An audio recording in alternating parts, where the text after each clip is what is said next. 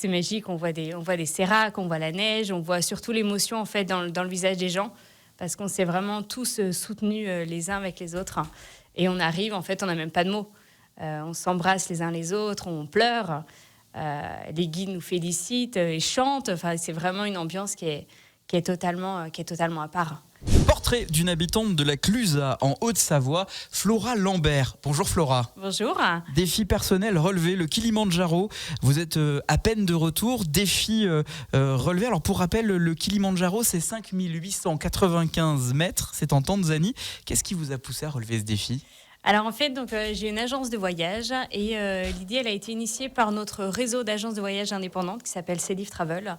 Cette idée est arrivée pendant le Covid et on s'est dit que si on se sortait de cette situation, de cette pandémie, on irait tous ensemble au sommet du Kilimandjaro.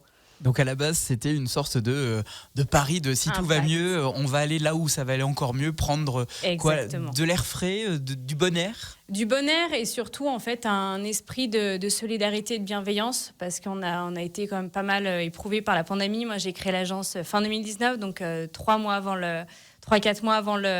le début de la pandémie, donc il fallait faire preuve de courage et de détermination pour résister pendant 2 années pendant lesquelles on n'a pu faire partir personne. Donc voilà, je me suis dit, après ça a eu cette quête du sommet du Kilimandjaro a eu encore plus de sens. Finalement, c'est une belle allégorie. Vous avez dû gravir une montagne au moment de l'ouverture de votre entreprise. Le Covid est passé par là. Il a fallu résister. J'imagine qu'il faut les mêmes qualités lorsqu'on gravit le Kilimandjaro. Avant de revenir sur le Kilimandjaro, j'aimerais que vous et moi, on parle de votre ascension d'abord du Mont Blanc. Parce que j'imagine qu'avant de faire le Kilimandjaro, il y a eu le Mont Blanc. Exactement. En fait, c'était un chemin dans ma tête où je me suis dit, je vais faire 2 défis. Je vais faire 2 défis personnels. Le Mont Blanc et ensuite le Kilimandjaro en l'espace de 6 mois avec chacun un objectif différent. Le Mont Blanc, c'était vraiment un défi personnel et sportif.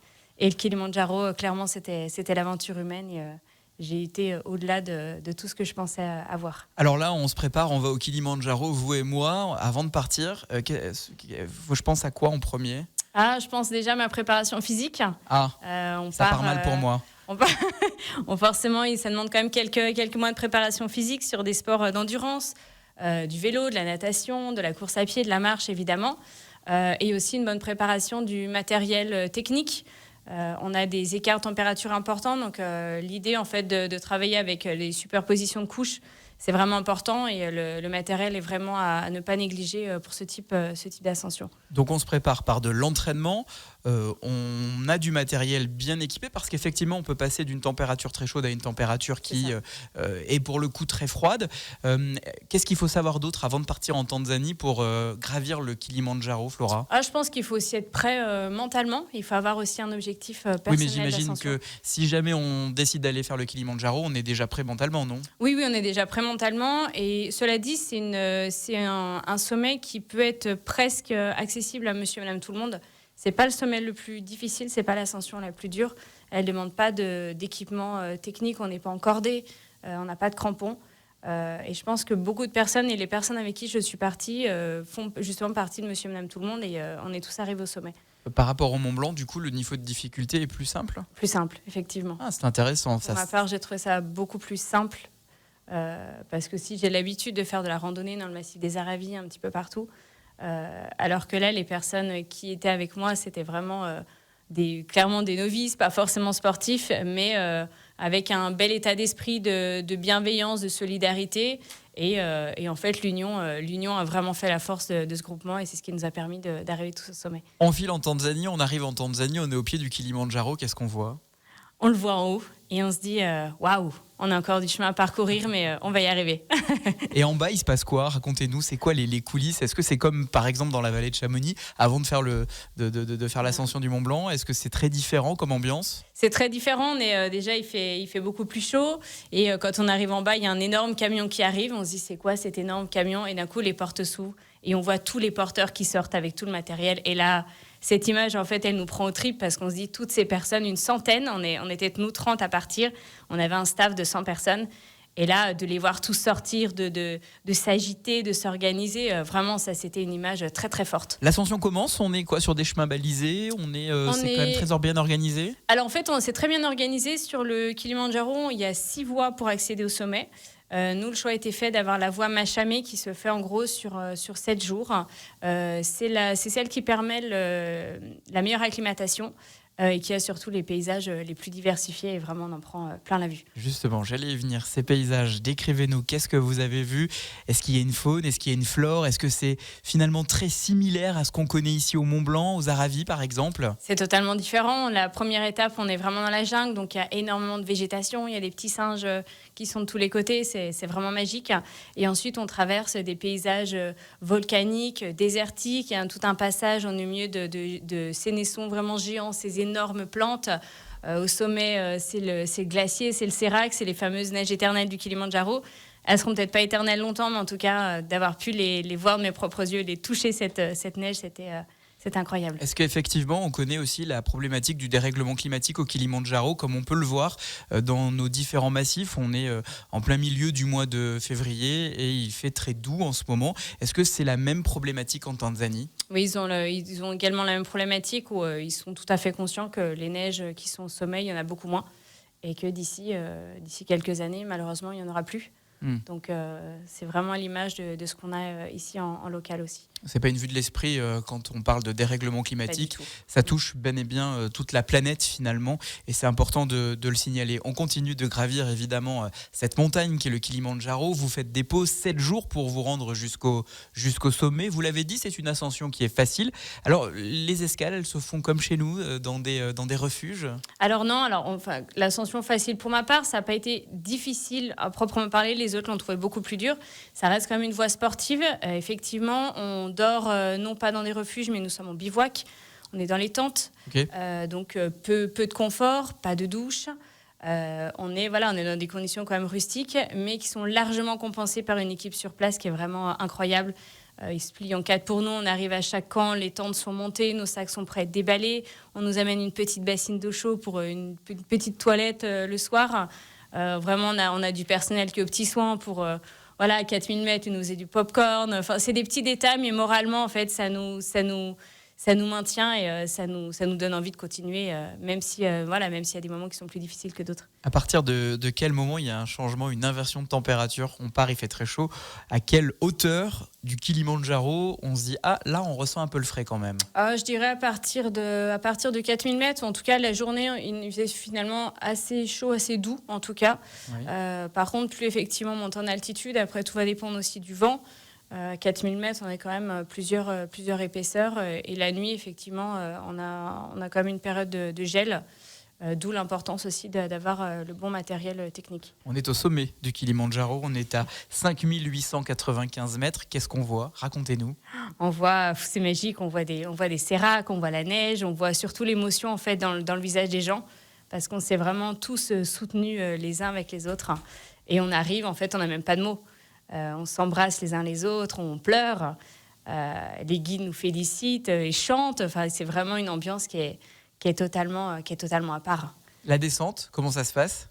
Elle est difficile, la descente, parce que elle est peut-être plus difficile que la montée, parce qu'on a tout donné sur la montée. On a eu en plus une ascension difficile avec du vent à 100-120 km/h. Très froid, où il faisait un ressenti moins 25 degrés. Donc, physiquement, on a été quand même très, très éprouvés. Et on arrive en haut, en fait, on relâche tout et on se dit, mince, maintenant, il va falloir redescendre les 4000 mètres. Il va falloir le faire en 2 jours. Ah oui. Et on trouve la force. Une fois qu'on est là-haut, on reste combien de temps là-haut à 5000 On reste très peu de temps pour éviter justement de tomber malade. Bien qu'on a fait des acclimatations régulières, on essaye de rester maximum 20 minutes, d'autant plus qu'il faisait très très froid, il y avait un vent très fort. Donc on fait quelques photos, on profite du moment et on redescend rapidement. Et là, il faut en garder dans les jambes. On a 2000 mètres qui nous attendent le premier jour, encore 2000 mètres le lendemain, mais le fait d'être arrivé au sommet, ça change tout et en général, on trouve encore la force de redescendre. Flora Lambert, votre invitée sur Radio Mont-Blanc jusqu'à 9h30. Le retour à la Clusaz, alors, il est planant ? On en parle dans un instant. Flora Lambert est notre invitée, elle habite la Clusaz. Elle revient d'une ascension du Kilimandjaro avec 29 autres personnes qui l'ont accompagnée. Une ascension de 5895 mètres. Un retour planant. Vous allez partir pour 7 jours et vous restez 20 minutes en bas, 2 jours pour descendre. Une fois qu'on est en bas, qu'on est arrivé, Flora Lambert, est-ce qu'on continue de planer avec ces images qui sont finalement des images qu'on ne reverra peut-être sans doute plus jamais dans sa vie ? Totalement. On plane encore plusieurs jours. Physiquement, je suis revenue, j'étais là. Mentalement, j'ai une part de moi qui est vraiment restée là-haut parce que l'aventure humaine a été très forte.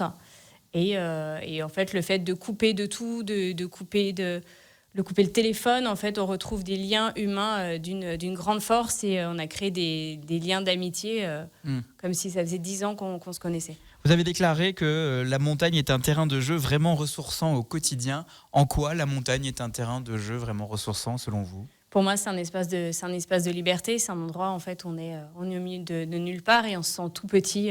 On se sent tout petit dans la nature. Et typiquement, sur cette ascension du Kilimandjaro, le soleil s'est levé. C'était le plus beau lever de soleil de ma vie. Ah oui. Les guides, les aspirants guides, ils ont senti qu'on commençait à affaiblir. Et là, ils se sont tous mis à chanter en chœur. Et ça, on se sent encore plus petit dans cette nature qui est vraiment incroyable. Ça doit prendre au trip, ça. Ça prend trip, c'est une belle... on prend une vraie leçon d'humanité avec un grand H, vraiment. Qu'est-ce qui vous a le plus surpris durant cette ascension, positivement comme négativement ? Positivement, je dirais la chaîne humaine qui est déployée sur place par les porteurs, par les guides. Pour moi, c'est vraiment eux les héros de ce voyage. Il faut préciser que les porteurs, ce que vous appelez les porteurs, c'est les gens qui sont mis à votre disposition pour porter les tentes, l'ensemble. Et alors, comment ils portent ça ? Comment ils ont un petit camion qui prennent une autre voie pour monter jusqu'au camp ? Pas du tout. Ils prennent le même chemin que nous. Ils font la rando avec vous ? Ils font la randonnée avec nous. Ils marchent beaucoup plus vite. Simplement, ils portent tout le matériel, donc nos propres affaires. On était limité à 12 kilos par personne. Ils portent les tentes, les chaises, toute la nourriture, l'eau. Et ils les déplacent de camp en camp, même des toilettes, portables. Ouais. Voilà, exactement. Ils portent tout sur leur tête et sur leur dos, en moyenne, entre 30 et 40 kilos. Et quand on les voit passer à côté de nous, on se dit juste que c'est la force humaine et le courage qu'ont ces hommes et ces femmes, parce qu'il y a aussi des femmes qui sont porteuses. Ça prend vraiment aux tripes et on a vraiment envie de les remercier. Vous l'avez dit, il y a un petit côté culpabilisant au début lorsqu'on voit passer ces gens avec nos affaires. Il y a un côté culpabilisant, mais finalement, on prend du recul et on se dit que en fait, ces personnes, ça leur permet de travailler, c'est leur métier. Et finalement, grâce à ces ascensions, ça les fait aussi vivre. Et ils ne demandent qu'à travailler. Donc, et puis, il y a des liens humains qui se créent, des regards, des échanges de regards sur des montées, sur des passages difficiles. Juste sur un regard, en fait, il y a énormément de choses, il y a énormément d'émotions qui passent.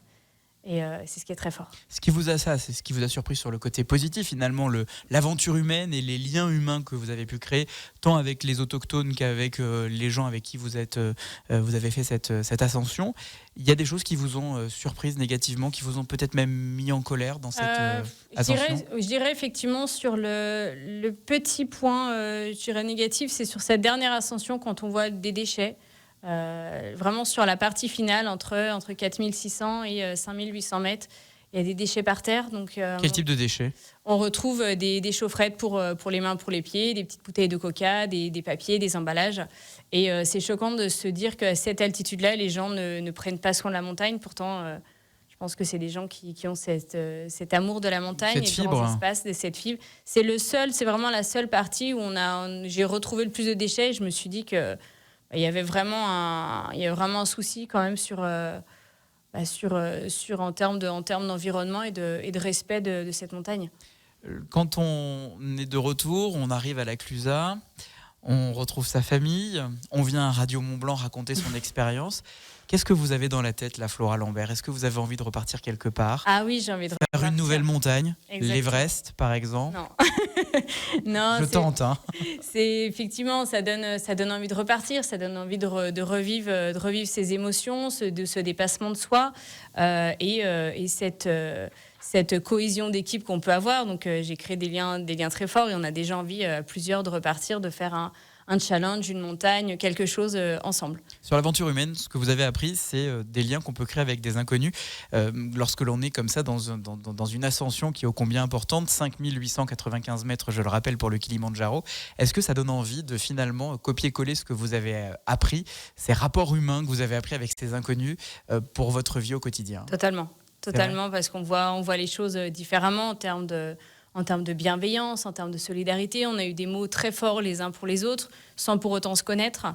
Et ça, en fait, les relations humaines n'ont pas de prix. On est sur une vie maintenant, on vit à 100 à l'heure. On oublie, en fait. On oublie qu'on est des humains.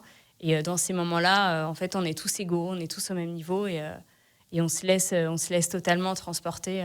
On est tous égaux, mais on n'est peut-être pas tous au même niveau. Justement, Non. quand on n'est pas tous au même niveau, est-ce que l'égalité, c'est pas, ou plutôt d'aller chercher celui qui n'est pas au même niveau pour le Si. porter? Totalement. C'est Totalement. arrivé, ça? Ah oui, j'ai vu moi des hommes, des femmes surtout se transcender pour arriver au sommet. Elles étaient pliées en deux. C'est une qui était malade, à vomir. Et en fait, les guides disaient, ici, il n'y a pas de médaille d'argent, il n'y a que des médailles d'or. Oh, c'est beau. Et tout le monde est arrivé au sommet. Et parce on a trouvé, je pense, les bons mots les uns les autres. Et même des profils qui n'étaient pas sportifs. Moi, je les ai vus pliés en deux, mais avec un tel mental, une telle force. Et puis c'est vraiment, je pense, c'est vraiment la force du groupement, la force d'être tous ensemble qui nous a poussés à atteindre le sommet. Vous n'avez pas répondu à la question. Donc pas l'Everest, mais est-ce que vous allez retourner au Kilimandjaro, refaire le Mont Blanc pour peut-être essayer de retrouver ce petit plaisir-là? Pas forcément cela, peut-être un autre. Vous avez envie de quoi? Le Népal. Voilà, on va y aller directement. Népal, combien d'altitude? Ah, j'ai pas du tout encore regardé. Mais le Népal pour retrouver un autre type de paysage, une autre aventure. Je pense que chaque sommet est différent et je préfère le vivre très fortement. Ah, vous ne referez jamais le Kilimandjaro? Ah, je ne peux pas dire jamais. Ne jamais dire jamais. Vous avez raison. Mais si je le refais, oui, ce serait ou avec un de mes enfants, ou voilà, quelque chose de symbolique. Merci d'avoir partagé votre aventure, qui est une aventure humaine juste extraordinaire. Ce matin sur Radio Mont Blanc, vous êtes une Haut-Savoyarde extraordinaire. Vous avez gravi le Kilimandjaro, 7 jours de marche, 20 minutes de plaisir une fois là-haut, 2 jours de descente, et vous planez toujours. Finalement, c'est peut-être ça le secret du bonheur, d'aller gravir le Kilimandjaro, gravir le Mont Blanc peut-être pour commencer. Merci beaucoup Flora Lambert d'avoir accepté l'invitation de Radio Mont Blanc ce matin. Merci Lucas. Et puis à la prochaine pour le Népal, vous nous tiendrez informés. On a compris, pas tout de suite, mais vous nous tiendrez informés quand même. Merci.